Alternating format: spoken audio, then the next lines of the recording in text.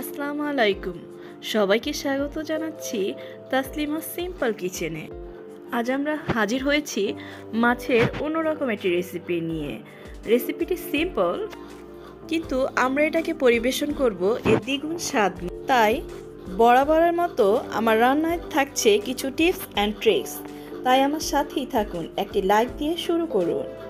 এবার আমরা মাছে হলুদের গুঁড়া, মরিচের গুঁড়া, একটু লবণ দিব, একটু সরষের তেল দিয়ে মাছটাকে 10 মিনিট ম্যারিনেট করে রাখবো, কারণ তাইলে মাছটা ভাজার পরে একটা সুন্দর জানবে।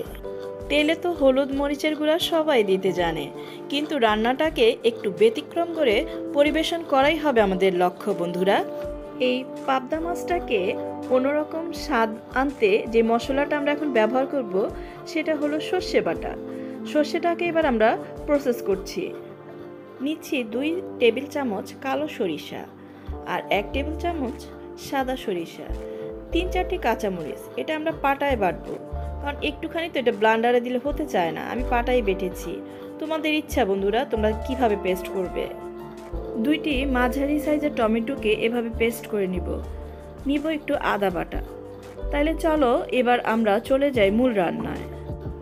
চুলায় ফ্রাই প্যানটা একটু গরম হলে 2 টেবিল চামচ সরিষার তেল দিয়ে দিলাম। তেল মশলা আমি একটু কম ইউজ করবো এই রান্নাটায়, কারণ মাছটা জানি তার আসল স্বাদ আনতে পারে, সেটাই হবে আমার লক্ষ্য।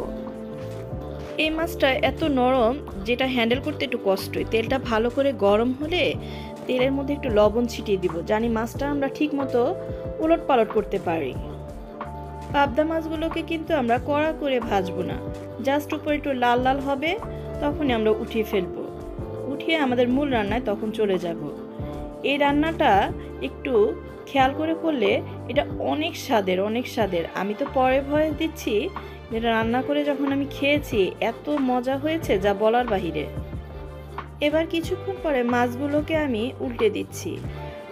একটি চামচ সাথে নিয়ে উল্টালে মাছগুলো আর ভাঙবে না।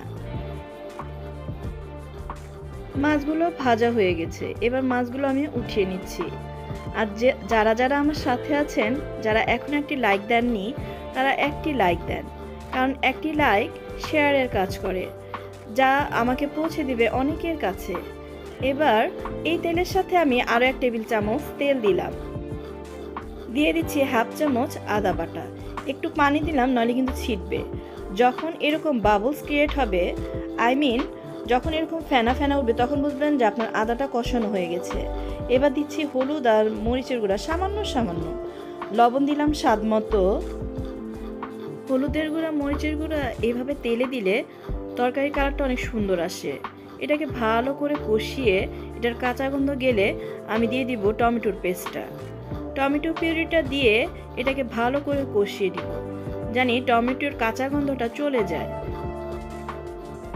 এভাবে ভালো করে নেড়ে চেড়ে টমেটোর পেস্টটাকে আমি কষিয়ে নিব, একটু ঢেকে তারপর ভালো করে কষিয়ে নিব, যে পর্যন্ত উপরে তেল ভেসে না ওঠে।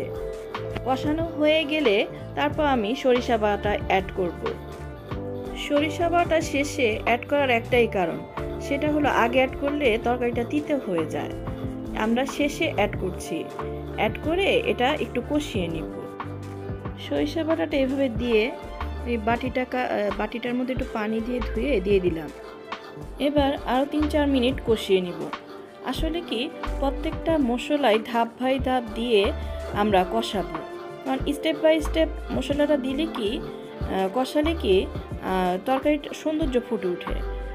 এখন একটু চিনি অ্যাড করলাম। চিনিটা দিলে কি শস্য বাটার যে তেতো ভাবটা সেটা ব্যালেন্স হয়ে যাবে। এবার মাছগুলো দিয়ে দিলাম।